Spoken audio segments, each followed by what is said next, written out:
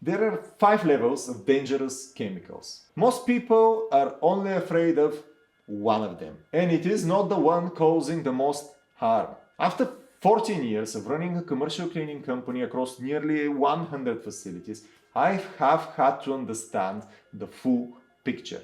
And here is what it tells me. The chemicals people treat with the most caution are the ones clearly labeled as dangerous. The skull is on the bottle, they wear gloves, they take it seriously. And they should. But the ones causing the most widespread undetected damage, they smell like spring meadows, they carry words like pure, fresh and natural. And the harm that they cause takes years to show up or never shows up at all. In this video, I will show you all 5 levels. The one hiding inside a single word on every label in your home, the one quietly building up in your indoor air every time you clean, the one people have used their whole lives, the one their mom used, their grandma used, the one that smells like a clean house, and what it does when it meets something else on the same surface. The one that is labeled correctly and why that makes it the most managed of the 5. And the one that causes no immediate harm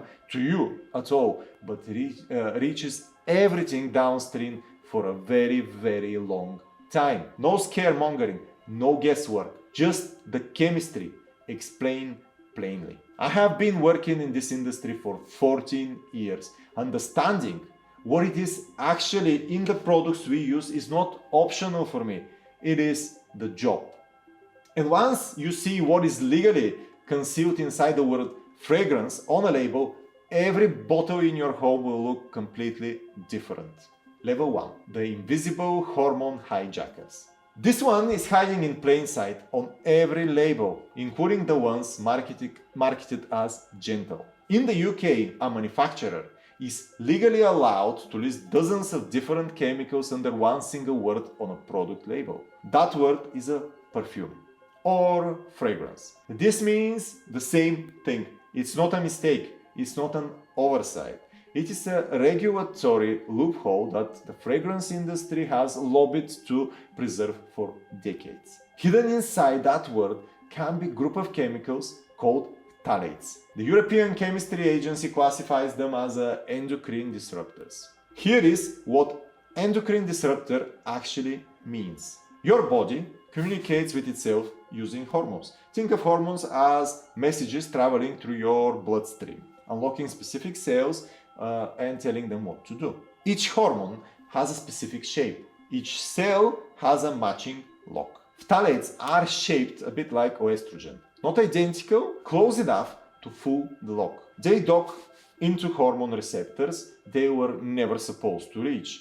And they start sending the wrong instructions. Not a sudden reaction, a slow, silent interference. Imagine someone gets in your email account. They do not delete anything. They just send a few messages from your address pretending to be you. By the time anyone realizes the damage is already done.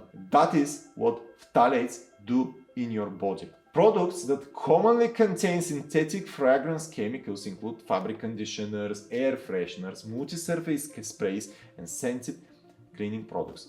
The fix is simple. Look for products that list their fragrance components individually or that carry a recognized fragrance-free certification. The information is available, it is just not on the front of the bottle. But the fragrance chemicals are not even the only thing in the air around you right now. The next level is already in the room. Level 2. The air you cannot see. Here is something that almost never gets explained about indoor air. The World Health Organization has consistently found that indoor air quality in modern homes and offices can be 2 to 5 times more polluted than outdoor air.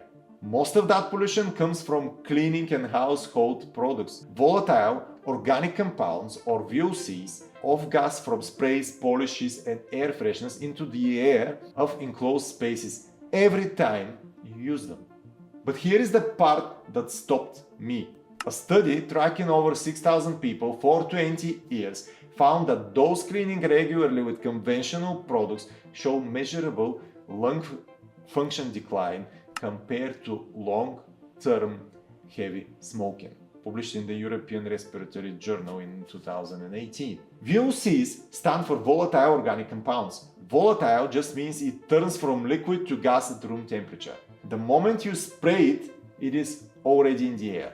The finer the mist, the deeper the particles travel in your lungs. The smallest particles your lungs cannot expel, they stay there. Short term, this causes eyes, nose, and throat irritation. Long term, repeated daily over years, it causes inflammation in the lung tissue itself. Think of your lungs like a sponge. Clean water in, clean water out. But if you drip oil onto the sponge a little every day, year after year, eventually it will stop working the way it should. It does not hurt at first. It does not feel like anything. Cumulative effect is permanent.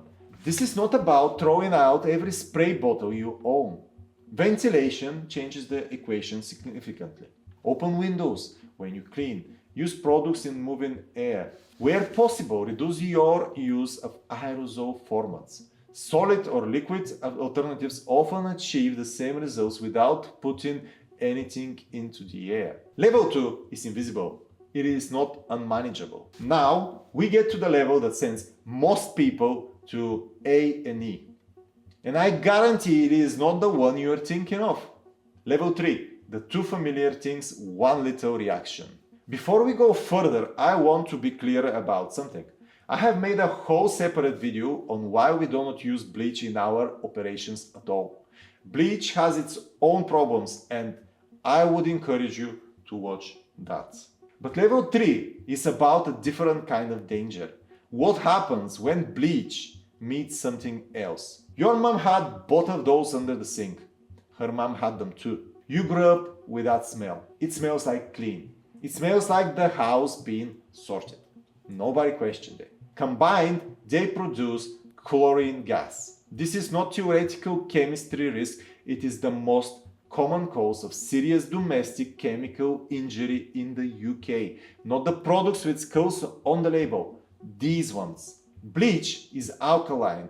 Many descalers, limescale removers, and toilet cleaners are acidic. When bleach comes into contact with the strong acids on the same surface, a chemical reaction releases chlorine gas. Bleach contains sodium hypochlorite. Many descalers and limescale removers contain sulfamic acid or hydrochloric acid. When you use an acidic product on a surface and then apply bleach, even if you have wiped between the two, any acid residue left behind will react with the bleach. The byproduct of that reaction is chlorine gas. At low concentrations, coughing, burning eyes, tightness in the chest. A higher concentration, serious lasting damage to the respiratory system. Chlorine gas was used as a weapon in the First World War. I mention that not to alarm you. I mention it because the chemistry is the same. The concentration is different. The principle is identical. Think of two electrical wires inside a wall. Neither one will do anything on its own. Cross them and you create a current. The danger was never in either wire. It was in the contact between them. The rule is simple. Never apply a bleach product to a surface that has had an acidic product on it. Rinse thoroughly between products. Better still choose one system and stay with it. And you don't need to use bleach at all. One more thing that almost nobody thinks about. Ammonia. Bleach combined with ammonia produces chlorine gas, a different toxic compound. Ammonia is in some glass cleaners. It is also present in urine residue, in toilets, in washrooms, in facilities. The product that cleans the surface and the residue left by the people using it can react with the next product you apply. The chemicals people are most careful with are the ones that look and smell threatening. These felt familiar. That is exactly why they catch people out. Before we get to the last two levels, quick question. Which of these first three did you already know about? Drop it in the comment. I am genuinely curious how many people were already aware of level 3. The one everyone is already scared of. And here is what is interesting about that. Level 4. The ones that are actually labeled. This is the level people are most frightened of. And in practice, it is the most visible and the most managed of the five. Not because the chemistry is any less serious, because the label tells the truth. And people respond to it accordingly. Strong alkalis like sodium hydroxide and strong acids like hydrochloric acid are genuinely corrosive. They cause chemical burns on contact with skin, eyes, and airways. But the GHS hazard symbols are on the label. The safety data sheet is available, the correct PPE specified. That changes the risk profile completely. The pH scale runs from 0 to 40. 7 is neutral, pure water. Below 7 is acidic. Above 7 is alkaline. Strong alkalis like sodium hydroxide sit at pH 13 to 14. They work through a process called saponification. Saponification means turning fat into soap. Your skin contains fat, so does the lining of your throat and lungs. When sodium hydroxide makes contact with skin tissue, it converts the surface layer into a soapy substance. This is what a chemical burn is at a molecular level. Strong acids work differently but arrive at the same result. They break down proteins in the tissue by flooding them with hydrogen ions. The cell stops functioning. Think of your skin cells as bricks held together by mortar. A strong alkali dissolves the mortar. A strong acids attack the bricks themselves. Different approach, same outcome. Nitrile gloves and eye protection are the minimum, non-negotiable. Ventilation is essential, and these products should never be combined with anything else. No place for creativity. Level 4 sits where it does in this list, not because the chemistry is less serious. It sits here because the information is visible, and when people have the information, they respond to it. That is the difference between this level and the 3 above it. The last level does not harm you at all, which is precisely what makes it the most serious of all 5. Level 5. The ones that never leave. Scientists have found the same family of chemicals in the blood of almost every human being on Earth. In cities, in people, in remote villages, in Arctic wildlife that has never been near a factory. In rainwater collected from places with no surrounding industry. Every sample, everywhere tested. These are called PFAS, parent polyfluoroalkyl substances. They are called forever chemicals because they do not break down, not in the environment, not in the human body, not anywhere. Here is why they last forever. PFAS are built around carbon-fluorine bond. It is one of the strongest chemical bonds in organic chemistry. Nature breaks down most chemicals using enzymes. Think of enzymes as molecular scissors. They cut the chemical bonds so the pieces can be processed and expelled. No enzyme on Earth can cut a carbon-fluorine bond. Nothing in biology, nothing in water cycle, nothing in soil, because this bond did not exist in nature before we, the humans, created it. No living thing has evolved to find a way to deal with it. So PFAS accumulate in waterways, in soil, in animal tissue, in us. A researcher has linked PFAS exposure to thyroid dysfunction, immune suppression, certain cancers, and reproductive effects. The science continues to develop in some areas. The accumulation is not disputed. Imagine dropping a piece of plastic into the ocean in 1945. That piece of plastic is still there today, broken into smaller fragments, not gone. PFAS are that piece of plastic at molecular scale, and we have been releasing them since 1940s. PFAS are used in stain-resistant fabric treatment, waterproofing sprays, some firefighting foams, and certain surface coatings. In professional cleaning, some fluorinated surfactants in specialist products contain PFAS chemistry. This is changing through regulation and customer pressure. It is not yet fully resolved. The practical step is to look specifically for products labeled PFAS-free, not eco-friendly, not natural, not green. Those words have no legal definition in the UK. PFAS are used in stain-resistant fabric treatment, waterproof sprays, some firefighting foams, and certain surface coatings. In professional cleaning, some fluorinated surfactants in specialist products contain PFAS chemistry. This is changing through regulation and customer pressure. It is not yet fully resolved. The practical step is to look specifically for products labeled PFAS free, not eco-friendly, not natural, not green. Those words have no legal meaning in the UK.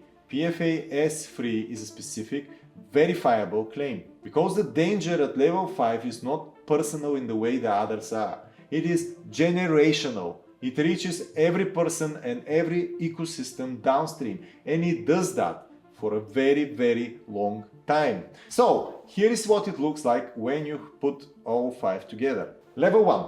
Completely invisible, hidden inside a word on the label. Slow, silent interference. Level 2. Almost invisible, building in your indoor air every time you clean. Lung damage over years. Level 3. Hidden until combined. 2 familiar products, a generational habit, 1 lethal reaction. Level 4.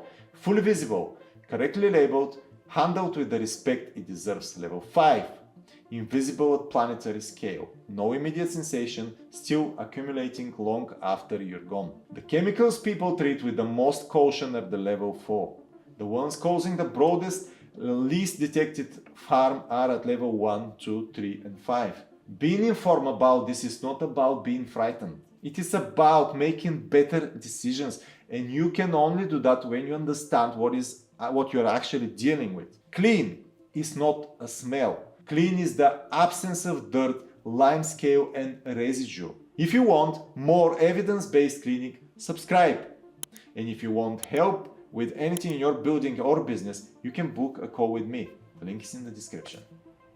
Thank you.